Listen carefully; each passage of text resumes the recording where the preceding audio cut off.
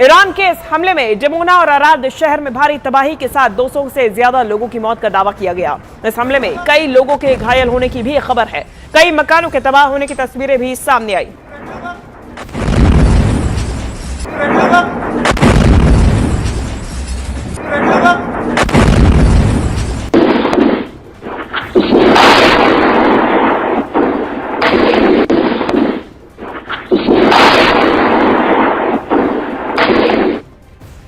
दरअसल शनिवार को ईरान के नतांज न्यूक्लियर प्लांट पर इजराइल के हमले की खबर सामने आई थी और रिपोर्ट्स के मुताबिक अमेरिका और इजराइल ने दोबारा ईरान के नतांज न्यूक्लियर प्लांट पर हमला किया था। बताया गया कि एयर स्ट्राइक में नतांज न्यूक्लियर साइट को भारी नुकसान पहुंचा।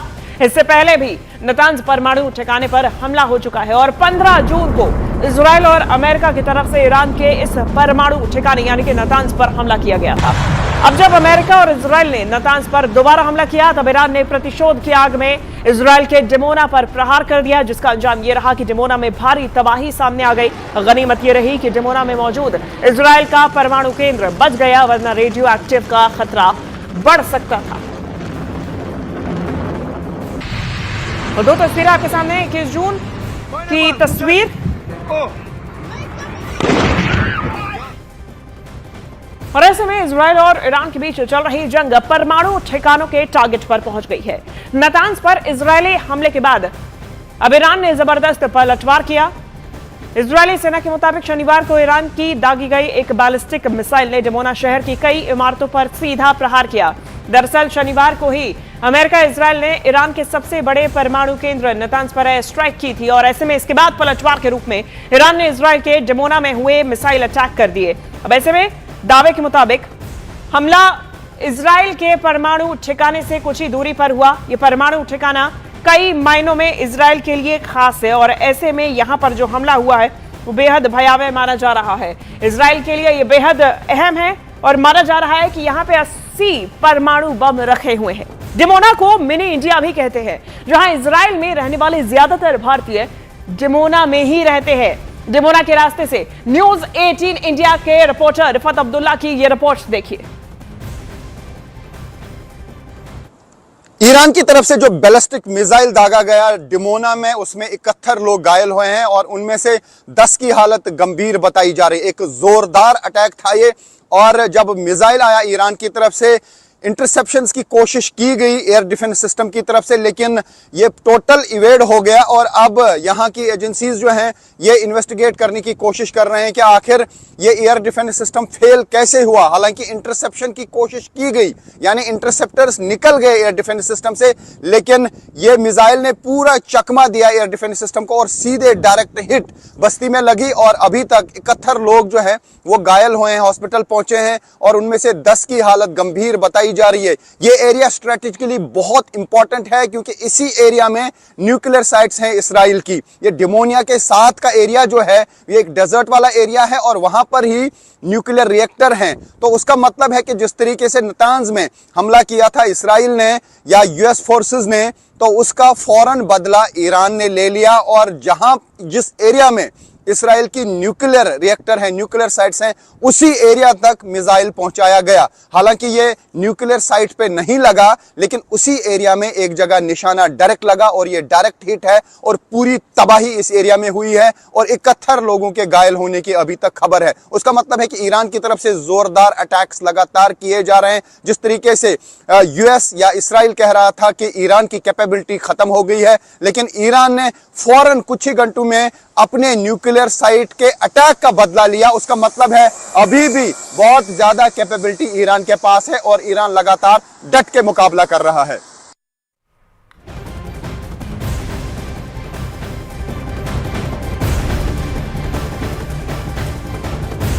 और चलिए अब आपको ईरान के इस भयानक हमले के पीछे का जो पूरा मामला है, जो पूरी इनसाइड स्टोरी है, वो बताते हैं।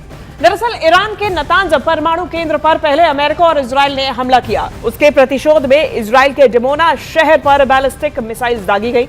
नतांज परमाणु ठिकाने पर बंकर बस्टर बम्स का इस्तेमाल किया गया। डिमोना में इजराइल के परमाणु ठिकाने के पास ईरानी मिसाइल्स गिरी।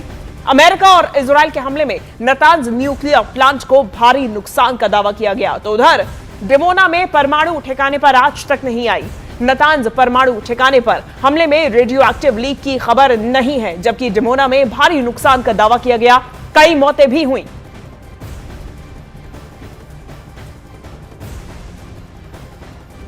वैसे में पश्चिम एशिया में चल रही जंग का करेक्शन अब ऑयल वॉर पर फोकस हो रहा है। ऐसा इसीलिए क्योंकि तेल को लेकर अमेरिका और ईरान के बयानों पर कोहराम मच गया है।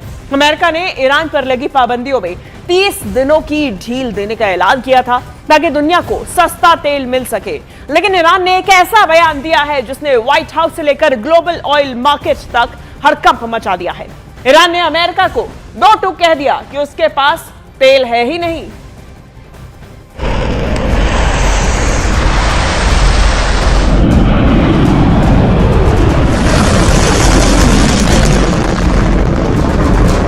पश्चिम एशिया में मिसाइलों से निकल रही बारूदी बारिश अब ऑयल वॉर पर फोकस हो गई है।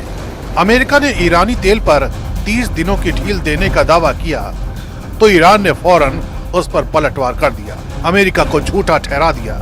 ईरान के तेल मंत्रालय के प्रवक्ता ने सोशल मीडिया पर साफ लिख दिया कि ईरान के पास समंदर में फंसा हुआ या बाहर भेजने के लिए कोई एक्स्ट्रा तेल है ही नहीं। ईरान ने दावा किया कि अमेरिका का यह बयान सिर्फ बाजार को झूठी उम्मीद देने के लिए है।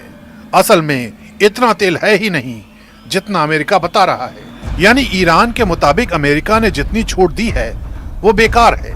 तेल है ही नहीं तो छूट का क्या फायदा। दरअसल ईरान के पलटवार के पीछे अमेरिका का वो बयान है जिसे उसने एक रोज पहले दिया है।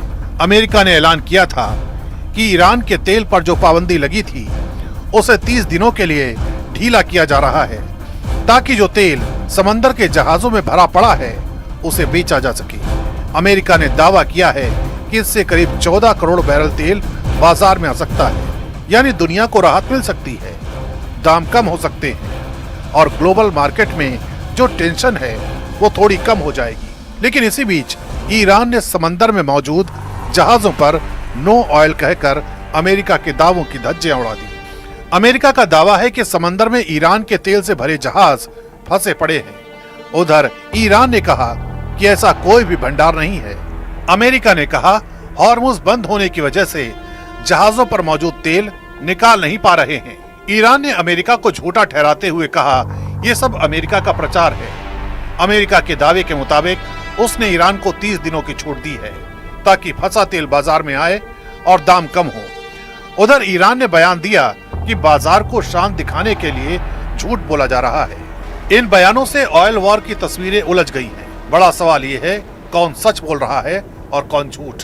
जानकारों के मुताबिक दोनों देश अपने अपने फायदे के लिए बोल रहे हैं। अमेरिका चाहता है कि बाजार में खबर आए कि तेल आने वाला है, दाम थोड़ा नीचे आए, तो उधर ईरान ये दिखाना चाहता है कि उसके ऊपर अमेरिका के फैसलों का कोई असर है ही नहीं।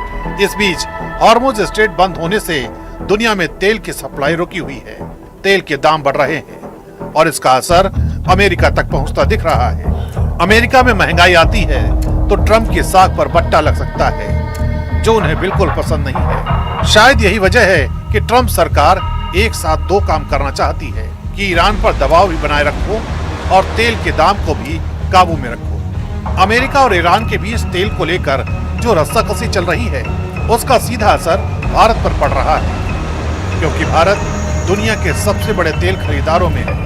हम ज्यादातर तेल बाहर से खरीदते हैं।